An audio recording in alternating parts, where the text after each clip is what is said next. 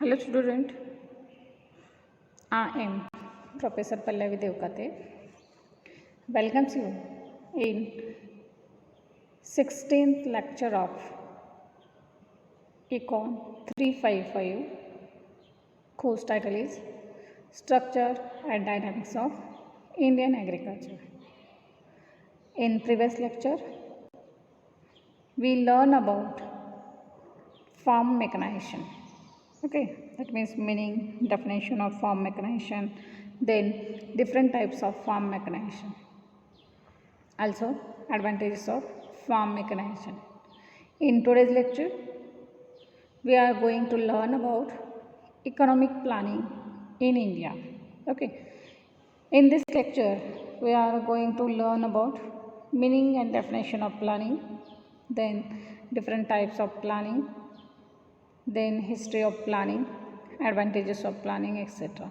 Okay, so we see one by one different points in economic planning in India. Okay, so first of all,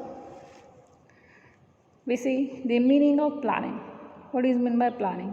So this economic planning is the allocation of limited resources among different users in such a way that to bring about maximum welfare of the people.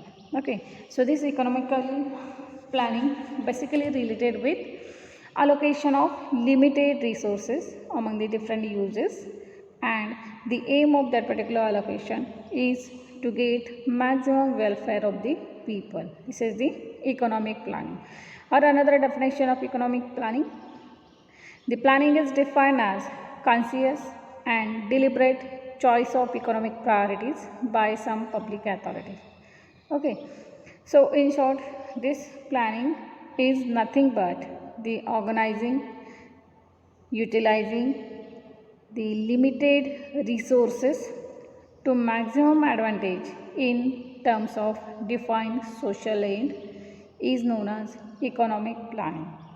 Okay, after definition of planning, next point, that is elements of economic planning. So there are major two elements of economic planning. In that first one, that is determination of objectives, that means to set out the different goals or objectives of economy, and second one, that is provision of means for the achievement of objectives. These are the two elements of economic planning. Okay, after elements of economic planning, next one, that is types of planning. Okay, so in case of types of planning, first one, that is centralized plan and decentralized plan. So first of all, we see about centralized plan. So this centralized plan means it refers to complete control over the major parts of economic activity is included under centralized plan.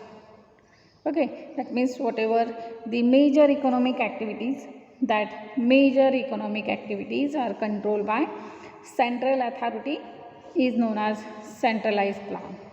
This centralized plan done by central authority, and each citizen simply carry out the instruction, job or duties which are assigned to him. Okay, this is the centralized plan. Second one, that is decentralized planning. So in case of decentralized planning, the decision making process is dispersed and implementation of plan is carried out through the prices as well as incentives. Okay, so in case of decentralized plan, they plan from bottom, that means it starts from bottom, then the decision making process is dispersed in different sessions, that means as like Jilla Parishad, Gram Panchayat or Panchayat Raj, the decision making process is dispersed among these different units and it is carried out through the prices as well as incentives. This is the decentralized planning. Okay.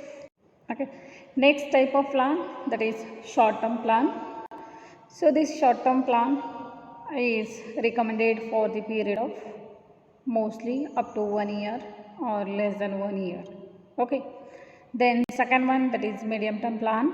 So this medium term plan ranges from 3 to 5 years or sometimes up to the 7 year. And last one, that is long term plan. So this long term plan is of 10, 15 or 20 years or sometimes even more than 20 years. Okay, so these are the different types of planning. Also there are some other types of planning. In that first one, that is indicative and imperative planning. So this indicative planning provides the direction for the growth of economy by spelling out clear goals and providing help to reaching them. Okay, that means this indicative planning is provide guideline for the plan and also help in implementation of plan, etc. Okay, then another type of plan, that is imperative plan. So this imperative plan, this implementation is provided for along with its formulation. That means in case of imperative plan, all the implementation is provided along with its formulation is called as imperative plan. These are the different types of plan. Okay, after types of plan, next one, that is history of planning in India. Okay, so in the history of planning, the first attempt of Indian planning was made by Sri M. Vishwesvaraya, and he published his book named as Plan Economy for India during 1934. Okay, so the first attempt of systematic planning was done in India during 1934 by Sri M. Vishwesvaraya in his book named as Plan Economy for India. Okay, then second point, that means during 1938 the National Planning Committee was set up under chairmanship of Pandit Jawaharlal Nehru. Okay, so this National Planning Committee was set up during 1938 and this committee submitted its report during 1948. Okay, so the chairman of National Planning Commission is Pandit Jawaharlal Nehru. Okay, then next point, that is during 1943 the plan for economic development in India was came, that is called as Bombay Plan. Okay, so during 1943 Bombay Plan was prepared. After that, next one, that is the People Plan was popularized by M.N. Roy. Also the Gandhian Plan was given by Srivan Narayan, and the concept of 5-year plan came to India from Russia. Okay, that means whatever our 5-year plans are there, this concept of 5-year plan was came from Russia. Okay, this is the some history regarding the planning in India. After history of planning, next one, that is National Development Council. Okay, so this National Development Council was established during 6 August 1952. Okay, during 6 August 1952, this NDC was established, and this NDC, that is National Development Council, is an extra constitutional and non-statutory body.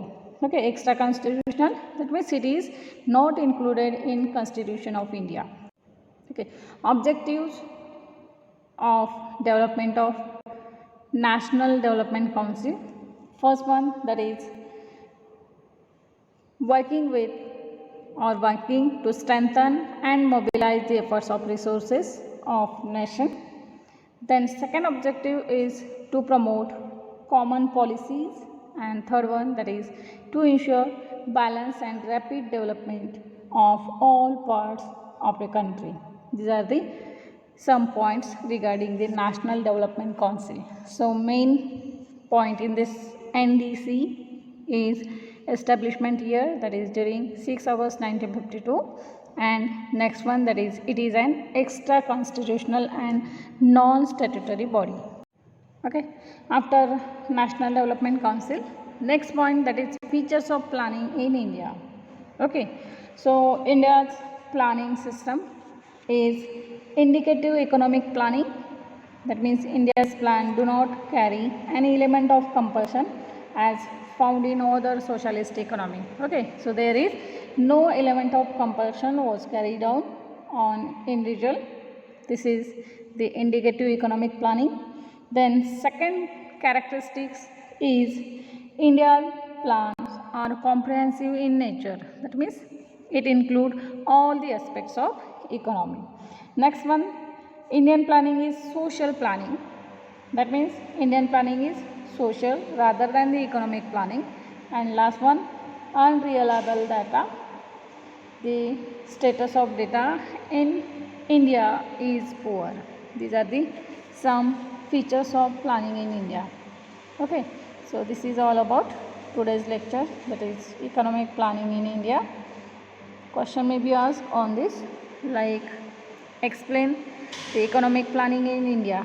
Okay, thank you all.